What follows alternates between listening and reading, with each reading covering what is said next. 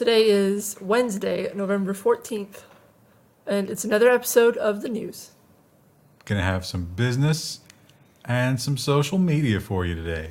Lots of social media. Technology in all things.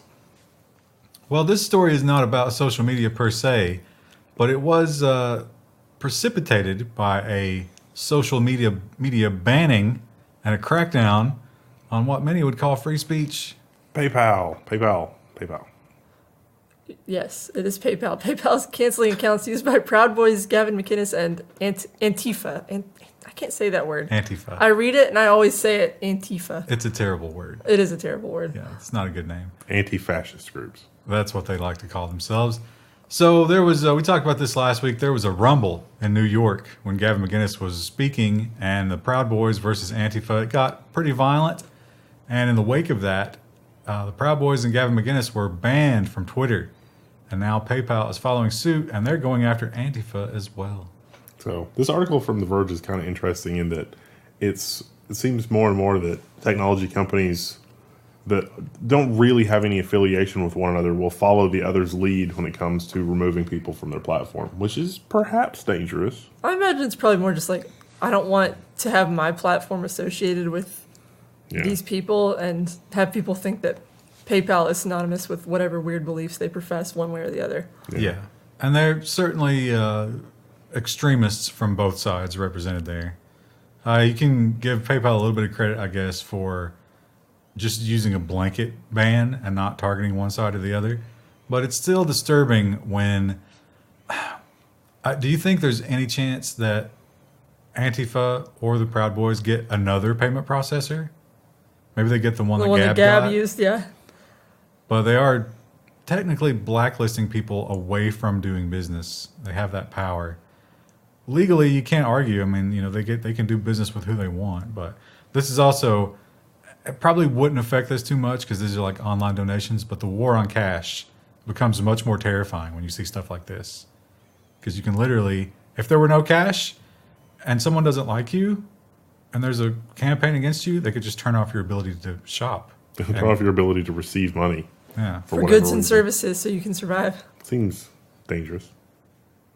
And what you won't be able to do is buy a new tablet. Although you probably wouldn't notice because nobody's buying tablets. We've had an Apple event where they came out with a new iPad. Krista got one. I did get one. And a new Mac Mini and all this kind of thing. And Apple also announced they're not going to report numbers on sales anymore because of stuff like this. Tablet shipments declined for the 16th straight quarter because everybody's already got a tablet, and even a 5-year-old tablet is still competent for doing the stuff. Sort of work you do on a tablet. Honestly, the worst thing is the battery. Like, the hardware is fine. The technology is fine. It's really just the battery life from that 5-year-old battery. I imagine there will be some updates to the operating systems that will make these, obsolete a lot sooner. Yeah. Because they got to boost those sales. We can't have this. The replaceable batteries, forget that. You got to buy a new tablet. That's just, if you don't buy a new tablet, the consumerist world grinds to a halt, and it's your fault. So we need to get these numbers back up, so we need to break stuff sooner.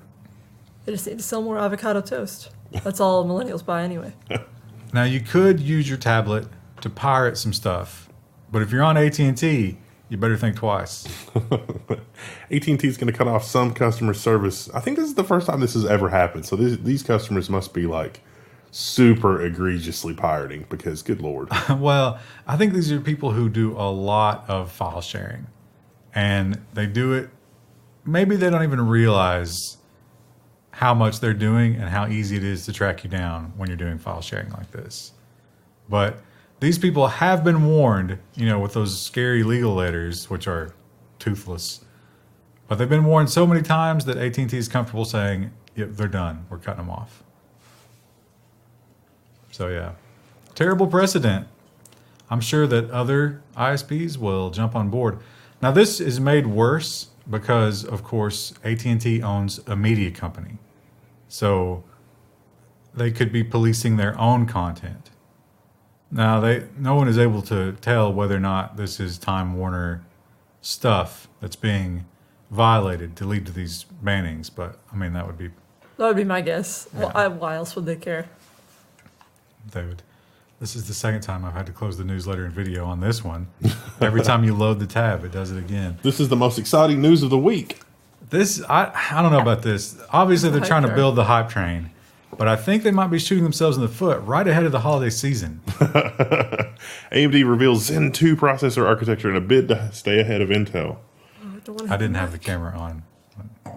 There you go. So yeah, there's the hype jar. You don't have any money to put in the hype jar. But No, but I am really super excited about this. Now, I don't really think it's a big deal that they're talking about this before the holiday season because the first stuff that's out that uses Zen 2 are going to be server processors. So, if you're looking for like the next gen Ryzen CPUs, it's like a year out, seriously. But they're talking about, in some scenarios, 2 times the performance of Zen. I think realistically it'll probably be like 1.7, 1.8x. But if you're thinking to yourself, should I upgrade now or should I limp along for another 2 years? That's going to tell me limp along for another 2 years. Well, yeah, it depends. I mean, if you got like the i5 2600K or something like that, maybe. But the really exciting thing about what AMD is doing here is they're taking the chiplets thing to a whole new level. So, like when you're shrinking from like 14 nanometer or 12 nanometer to 7 nanometer, certain parts of the chip, like the computational parts, will benefit a lot from that shrinkage. Other parts of the chip, like cache memories and stuff like that, don't really benefit as much from shrinkage. And so AMD is putting the computational parts of the chip on the new 7 nanometer process, the cores, but there's this like interposer thing that's handling memory interface and I/O and stuff like that. And that is a much better scenario for a mini chiplet carrier thing than what they had previously, where some chips have access to memory and everything has to go through everything else. Everything is much more homogenized now. So that may, honestly, it's super exciting. I can't wait to like actually play with one of these and see how they work in the server and that kind of thing, but it'll probably be a game changer. They've also talked about how there will be a lot more dependence on speculative execution to get this kind of performance, which is interesting based on what we've learned about speculative execution this year. And how badly it is for security. Yeah, so you got to wonder how much are they testing the possible, bad things that can happen based on that. One of the exciting things from the memory controller is they beefed up the memory controller to support more encrypted memory regions that use different memory encryption keys for different virtual machines.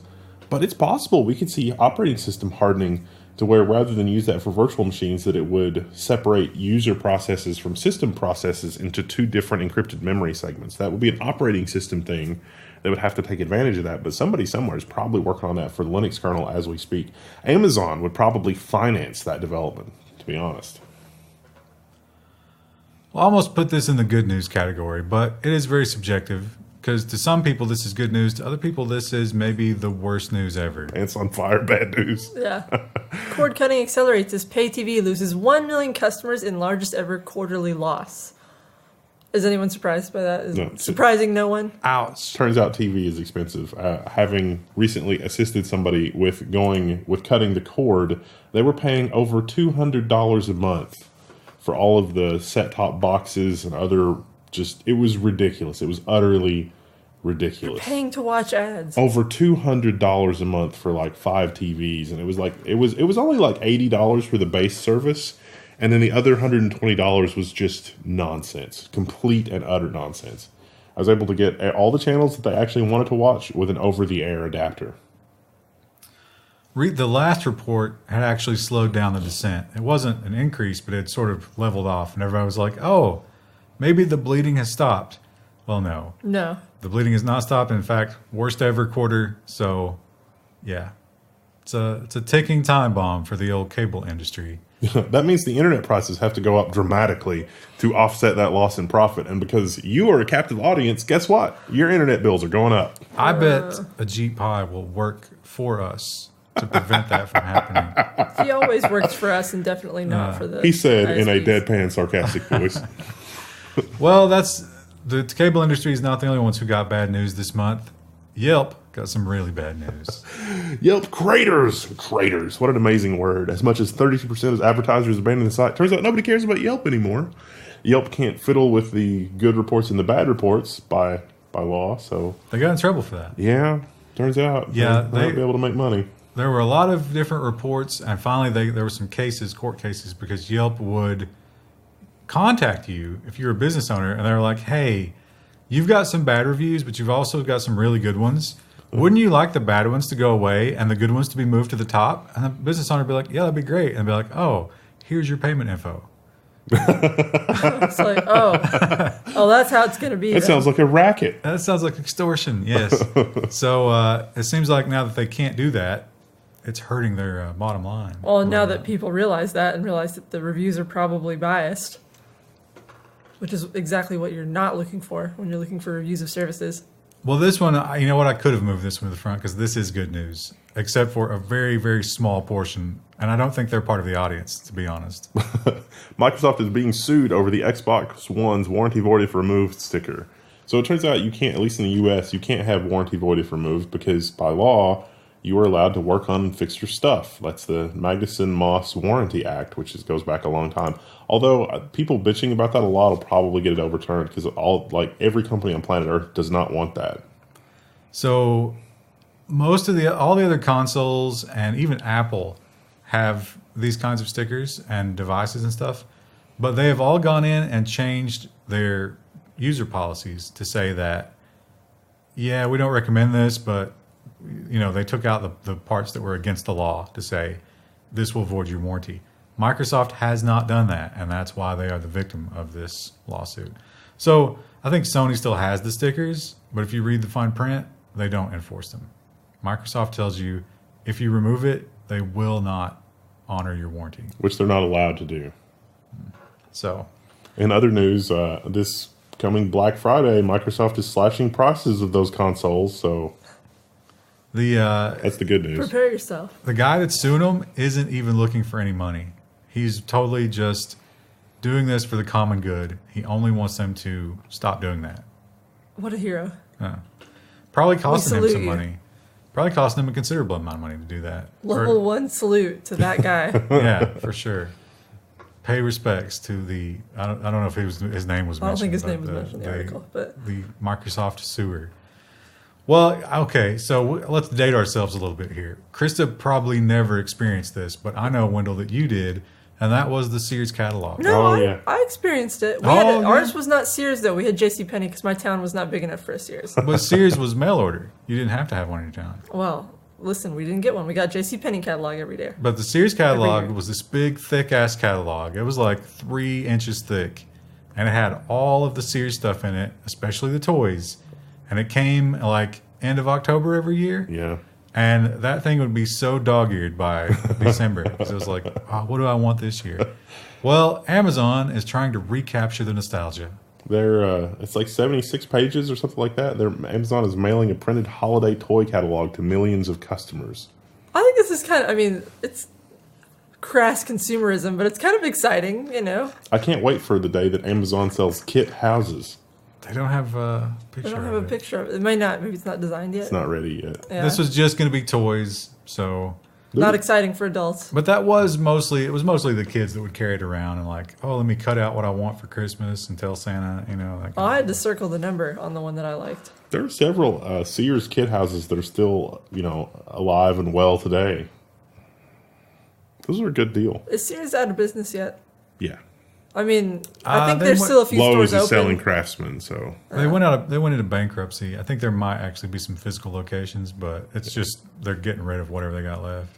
Their financial services company ate them alive. Like, it wasn't that Sears was unprofitable or a terrible company or, doing poorly in the face of Amazon. It was their financial services company mismanaged the crap out of them and ran them into the ground. Wasn't that the same story with Toys R Us? Toys R Us, Yes. Yes, it was. I was going to say Toy Story. It's not right. Well, but I don't think that we can ignore Amazon's part in either case. There was probably a role played, but okay, would it be fair to say that those businesses had survived the level of corruption that they had endured perfectly fine until Amazon came along?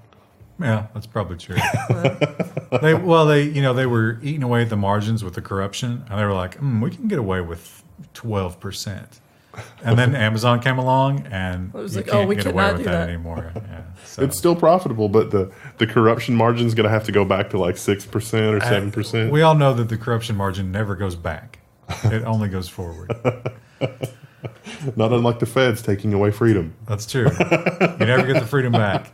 Well, so here's a technology, and I am reminded by, here's a little something from the past. Let me just give you a little bit of nostalgia.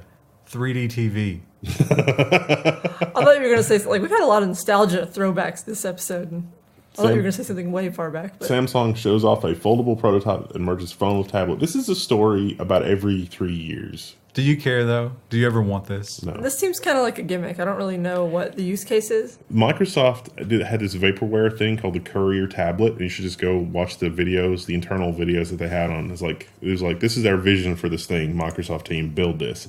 That was a dual screen tablet that I actually wanted, and I haven't seen anything that even approaches that since.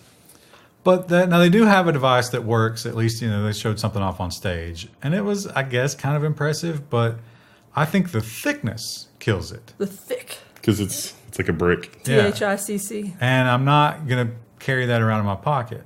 Well, maybe... So here's a problem I'm dealing with as a lady. Look at this purse. Look how big it is. If I had a foldable tablet, maybe I could get a smaller purse. Maybe that's the use case. Did you literally get a new purse for the iPad? Yes, I can carry I wasn't expecting a yes to that answer. Yeah, why not? I usually carry a very small wallet.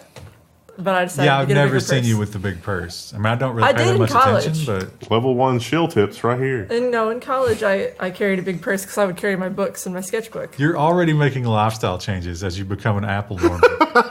I don't care. I care about being made fun of, but I don't care because I like it that much. But here's the other thing about the foldable tablet. The screen did not look great. It looked like you're not going to get super sharp images from that thing. And also, you're never going to use a foldable screen for what you use it for, because you got to have that the drawing nice service capability. to draw Yeah. on. Yeah. And that one's going to be like, I imagine it's sort of, malleable in some way, right? Like it would be spongy. Yeah, it probably would not be a good surface to draw on. The maximum pocket form factor is the same exact size as the HP 200LX palm top. Anything larger than that, even by a millimeter, is too large. I think even these days that we've gone beyond that. It's too fat. It is a little fat by today's Too standards. thick. Well, the time has come, and because of his Twitter shenanigans, Musk must step down from his chairmanship, and the announcement has been made of who his replacement will be. Tesla names director Denholm to replace Musk as board chair. Reading this article, I found it difficult to concentrate because I kept imagining Renholm from the IT crowd as Tesla's replacement. Yeah. Here she There she is. is. It's like the sister. Here he is. No relation. But she was already on the Tesla board. So She probably wasn't standing up to him before. the Tesla detractors are already saying, hey, this is a little too close to home. We wanted somebody in there who would control your madness. Not encourage it. Not somebody who's already tolerated your madness before. So the SEC, I guess, gets final say here. So we'll find out if they're going to go for it. I kind of think they will. She could have been really hard on him, though. I guess we don't really know, but maybe she's like the one person like yelling in all the meetings. Yeah, I don't know if they record like who voted what. I guess there's probably somebody who knows her history in terms of It's not us. We don't do our research. going along with him. But yeah, it'll be interesting to see what happens. And of course, he's still CEO, so I think probably she just won't have any say in anything. Mr. Renholm, we've noticed some irregularities in the pension fund. Is it warm in here? Let me open a window. And just walk out. Well, last week we talked about the Google walkouts, and I'm gonna say I did not expect them to accomplish anything. I thought that was just a little, just some nonsense. But hey, I'll admit when I'm wrong, because Google has capitulated. They are pledging to overhaul its sexual harassment policy after global protests. I don't know that they really capitulate. Makes me think that a lot of stuff's going on here, but the big change here is that there's no forced arbitration for sexual misconduct. Yeah, but that's got to stop you if you are a executive and you're thinking about doing a little bit of harassment, right? I kind of doubt it. I mean, well, you could get sued. I think probably because of the how much this is in the news, the next guy that gets hit with this, they're going to bring the hammer down. That's true. Google has been in the news a lot over things not even really remotely connected to technology. So it's easy to imagine they might be hypersensitive to any kind of anything that might be bad optics for the company. Yeah, and they're going to just leave them out to dry, and the courts are going to go after them because you just had a big election, and all these politicians want to be like, yes, we stand with you. That's why you voted us in here. So exploring it in that context, I'm going to double down on that's not really capitulation. That's like Google getting out from under it and being like, all right, look, it's not all under one house anymore. That dude is on his own. Yeah. Well, this is definitely Google passing the hot potato. But for a greater good, maybe? I don't know. It's hard to say. Is it a toxic workplace? I guess is what we're getting at. Does the workplace foster those kinds of things? Well, if we believe the people who worked on Google Plus, then yes, it absolutely is a toxic workplace. Now, they did talk about that article a few weeks ago. Google has an army of like temporary and like not official Google employees.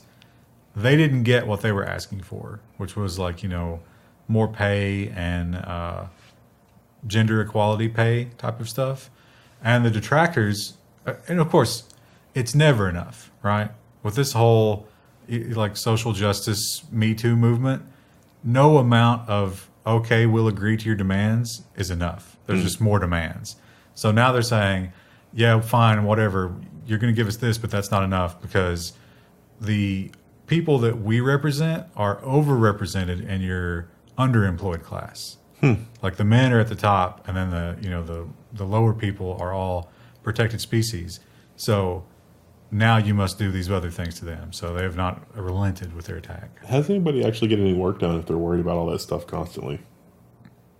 You know what? How do you get any work done when you're constantly being sexually harassed? You're under all this stress, you're working on the new technology, and you gotta find a way to unwind, and now you don't even have a sex slave.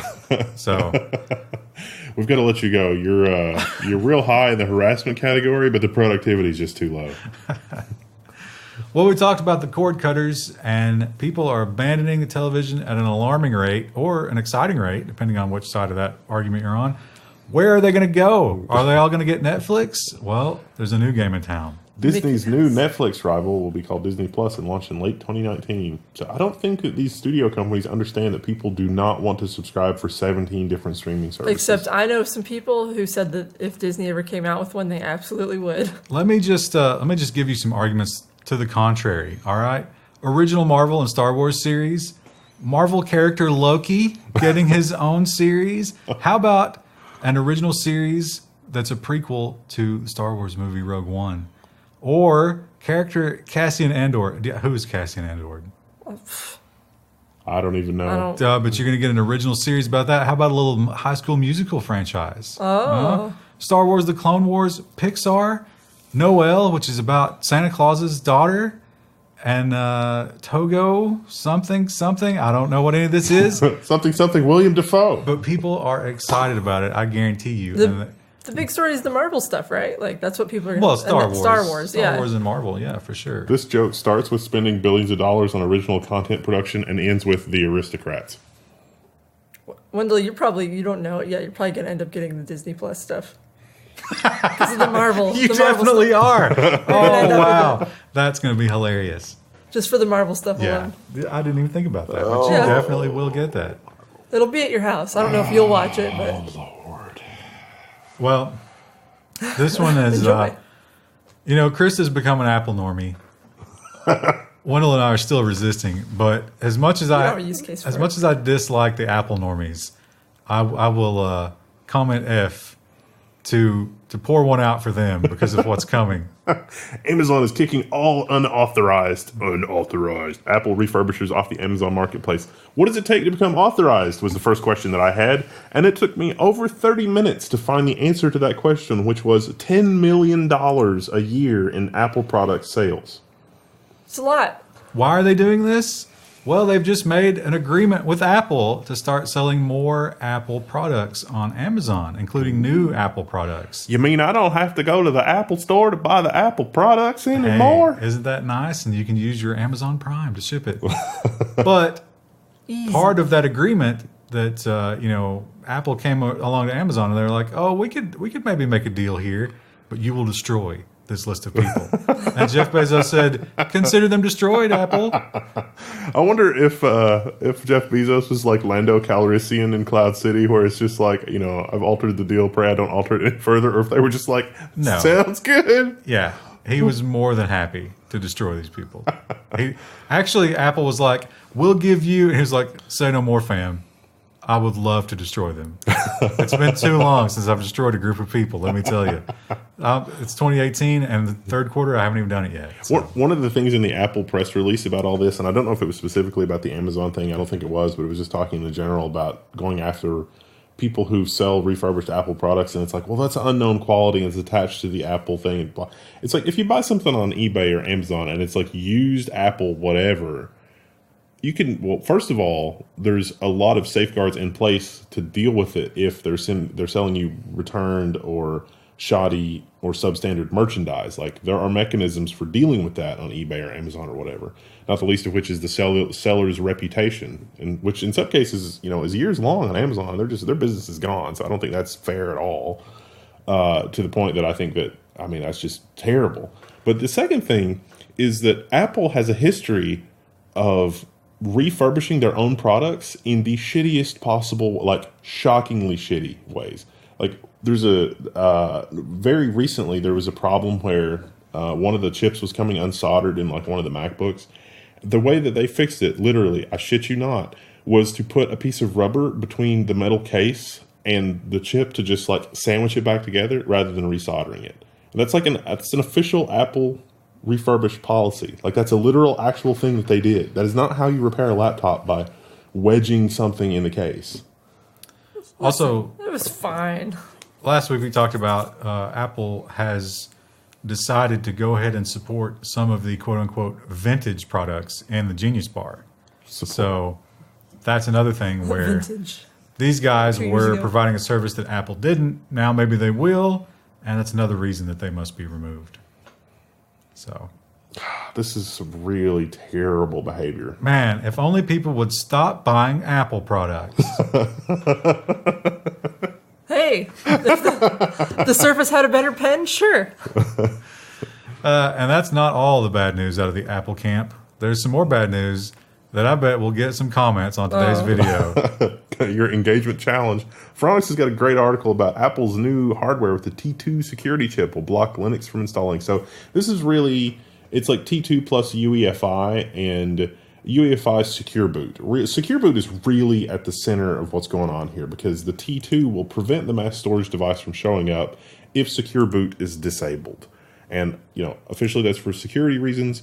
But it works with Mac OS, and it also works with Windows 10. So like Boot Camp, Apple's thing for letting you boot Windows 10, will install Windows 10's certificate in the UEFI so that you can boot Windows 10 or Mac OS. Now, Linux actually supports UEFI and Secure Boot and all that. You can totally do Secure Boot with Linux. Red Hat, among others, has a certificate that's signed and official, whatever. Apple doesn't give you a way to load a custom certificate in the UEFI, even though whoever they OEM their UEFI from definitely provides a way to do that. Apple has disabled it, and as of now, Linux is not supported and will not work on a Mac Mini if you're trying to use the soldered-in permanently mass storage device. Why?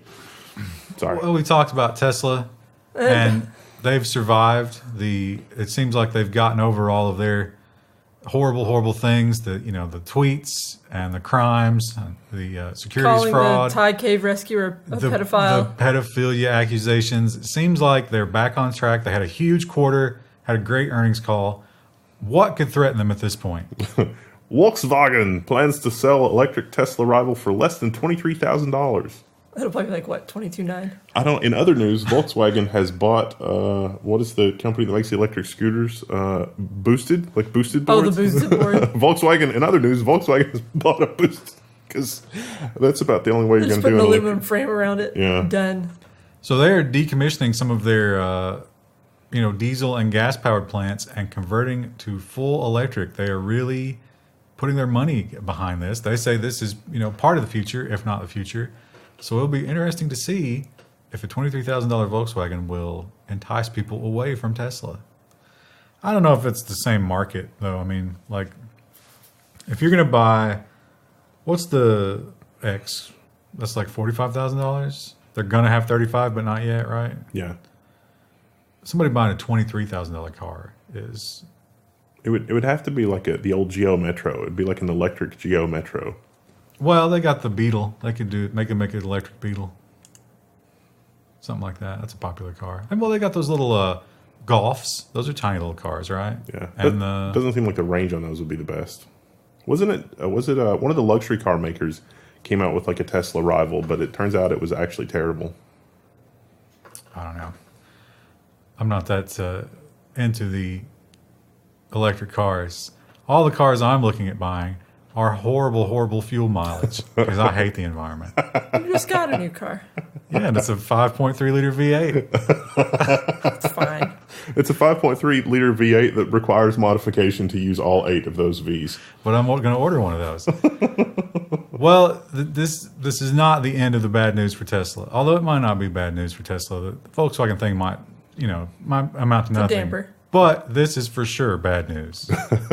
Tesla worker from San Jose charged with embezzling more than $9 million from the company. So, wow, how did nobody notice? Oh, wait, he was the guy that was supposed to notice. Yeah, he was some sort of product manager. He did the ordering and the fulfillment and stuff like that. And so every time there was a dispute, there was like a Taiwanese company and a German company, and he was faking the payments from one to the other. And every time that the Taiwanese company would complain, they would fill out a form and send it, and it would come to him. And he would send it back and say, no, everything's fine. We paid you. This is why you can't trust product managers. Secretly embezzling your money. But they caught him, so his crimes did not pay off ultimately. And I imagine he will do a little bit of jail time or federal prison since it's international. Yeah, probably worse. Well, in the topic, let's move on to social media. And this story falls under the topic of things that none of us know anything about. I had to ask what TikTok was. And I like to think I'm fairly up on social media, but I did not know what it was. I guess you didn't watch the Level 1 news last week because I covered it then. I didn't watch it, I couldn't bear to watch you that drunk. What's the headline? Facebook quietly launches a TikTok competitor app named Lasso. I didn't know what TikTok was. That means I don't really know what Lasso does. It's just little video clips. It's basically Vine. It's Vine. But yeah, With Vine was music. not but Vine was not a major success. But TikTok is different because it's Chinese. So it's one of these hot new social products that Facebook doesn't happen to own. So of course, Facebook immediately made their own version of it. Well, yes, because it turns out the younger crowd is leaving Facebook in droves, probably because of news programs like ours. Or They're definitely not watching this. Or because their parents are on there and they don't want their parents to see what they're doing. And so Facebook is must absorb because, yeah. Yeah, and the people who are using Facebook are the older folks, which is hilarious because it's like something, I don't know, you grow up with something and it's like all the hipsters are there. And then all of a sudden, it's just all old people. And it's like, oh. And it's like this weird, it's like, oh, that means I'm old, right? And one thing that old people love is fake news. Somehow the old people in this case have leapfrogged it, though. So Zuckerberg has rebuffed a request to appear before the UK Parliament. This meeting was about fake news. The question before him was, what is Facebook going to do to stop fake news worldwide? And he's just like, It seems like something that's beyond the scope of Facebook, but maybe That's probably why he didn't want to meet with them. Yeah, what can you say? I mean, they've tried, remember they tried the, making it the smaller font? Or no, first they tried the little badge. They put the little, red This might be badge. fake news. And People were like, people Let me were click that. ooh, red badge. So that worked against them. So they're like, okay, well, let's demote it and make it a smaller font. And that didn't work. Oh, it was a completely different layout. It went from a card layout to a media object. And then they just started banning accounts before the election. And I don't know how effective that was, but it doesn't seem like they have a good answer. So yeah, maybe he's just not willing to go because what's he going to say? the other Maybe Facebook, fake news comes from everywhere. the other big news from Facebook this week is that they're following Google with the whole sexual harassment thing where at Facebook, you used to have to do arbitration for those kind of claims, but now, nope, you can just sue because that's not a Facebook thing. That's just wrong on so many levels. Yeah, they basically did exactly the same thing. Microsoft, Uber had already done it, and then Google, and then Facebook was like, okay, fine, we'll do it. Because that's what you do on Facebook. You just follow the crowd. Just blindly do what everybody else is doing. You like, favorite, subscribe. That's the only thing to do. Now, of course, we talk about only old people are Facebook users, and some of that might have to do with the fact that old people blindly trust everything. Oh, wait, no. Facebook wanted to take stock of that. Bless me. And Facebook is the least trusted major tech company when it comes to safeguarding personal data, a poll has found. You can't bless yourself after a sneeze. You can. I just did. What are you going to do about it? Fight me IRL. That's a false blessing. People on the podcast were like, what is going on in that studio? So here's the chart. Now, amazingly, look how much Amazon is trusted. I'm not surprised by that. I don't know why, but I feel like I trust Amazon more. Lex Luthor would have it no other way. Also, why is I guess it's alphabetical. Why not put these in order of trust rather than... Then alphabetical, it's a good question. Wait. Here's G and F. It's completely arbitrary. This doesn't make any sense. Who is this? Fortune.com. But yeah, you see, on average, everybody's kind of above 40, but here's poor little Facebook. At 22. Nobody trusts them. But I mean, Microsoft, why would you trust Microsoft? I guess you have to trust Amazon that much to let its ever recording speaker into your house. That's true. If you're buying the speakers, or putting your credit card information into their website. Meh.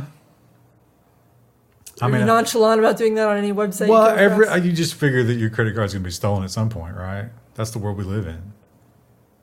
And we talked about, so Amazon's got the buckets that are constantly leaking, but is that their fault? No. That's just user error. And we know about user error. Oh, Lord, we know about user error. Whoo, doggies. But I think, if you're going to spread a message this holiday season, when you're sitting around the Thanksgiving table or whatever your godless nation does this time of year, maybe tell people not to trust the big data companies or tech. Or Between your glasses of wine as you struggle to get through the dinner. And maybe, but the technology demands a higher level of scrutiny than we've ever had before. I mean, maybe in the olden days, it's like you trusted newspapers, you trusted newspaper reporters, even though they had an agenda.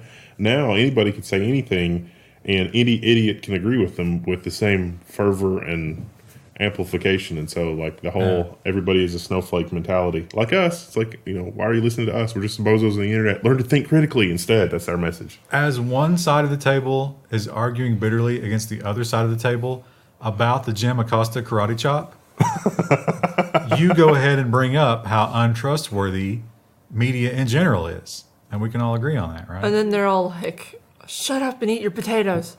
Both sides are using technology to manipulate the argument is what has happened here. Yeah, you can bring up the Antifa and the Proud Boys, and I'm sure that will cause the argument to slow down and become more reasonable. And definitely never escalate. Not trigger one side or the other. Triggered! All right. Stay tuned for Friday, because Friday is nonsense. It's going to be a lot of fun. Security and nonsense. Because those often go together. I don't know why, but, I kind of do know why. See you then.